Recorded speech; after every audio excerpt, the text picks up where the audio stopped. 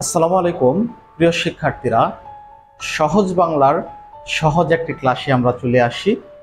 বেশ কয়েকদিন আগে সহজ বাংলা পেজে আমরা একটা এমসিকিউ দিয়েছিলাম। সেখানে এই পরিপক্ক শব্দটি ছিল। প্রথম প্রশ্ন হচ্ছে পরিপক্ক নাকি পরিপক্ক।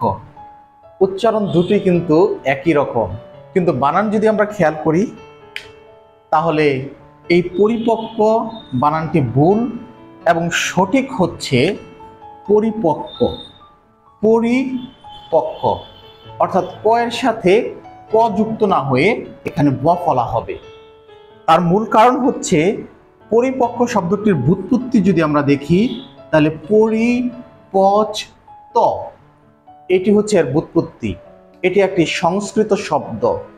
পরিপক্কতা শব্দটি যদি আমরা বলি তাহলে সেটি হচ্ছে বিশেষ্য, আর পরিপক্ক শব্দটি হচ্ছে একটি বিশেষণ পদ।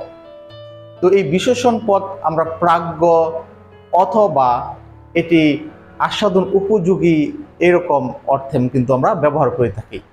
অর্থাৎ পরিপক্ক ফল বলতে যখন আমরা বোঝাই তখন বুঝি যে এটি আস্বাদন উপযোগী, অথবা ব্যক্তির ক্ষেত্রে যখন আমরা পরিপক্ক বিশেষণটি ব্যবহার করি তখন আমরা তাকে প্রাজ্ঞ অর্থে বুঝে নেই। ফলে আমরা বলতে পারি এই যে বহুল ব্যবহৃত একটি শব্দ, এটি কিন্তু আমরা অনেকেই ভুল করে থাকি। আমাদের খেয়াল রাখতে হবে পরিপক্ক বানানের মাঝে ক এর সাথে ক যুক্ত ব্যঞ্জন হবে না, বরঞ্চ ক এর সাথে এখানে ব ফলা যুক্ত হবে। কারণ ব্যুৎপত্তিগতভাবে এই শব্দটি এখানে ব ফলা হয়ে থাকে, আর এটি একটি সংস্কৃত শব্দ। পরিপক্ক শব্দটি প্রাজ্ঞ অর্থে আমরা ব্যবহার করে থাকি। সবাইকে অনেক অনেক ধন্যবাদ। আরও নিত্য নতুন ভিডিও নিয়ে আমরা সহজ বাংলা পেজ এবং ইউটিউব চ্যানেলে নিয়মিত আসার চেষ্টা করব। আমাদেরকে সবাই সহযোগিতা করবেন এটি কামনা করি। সবাইকে অনেক অনেক ধন্যবাদ।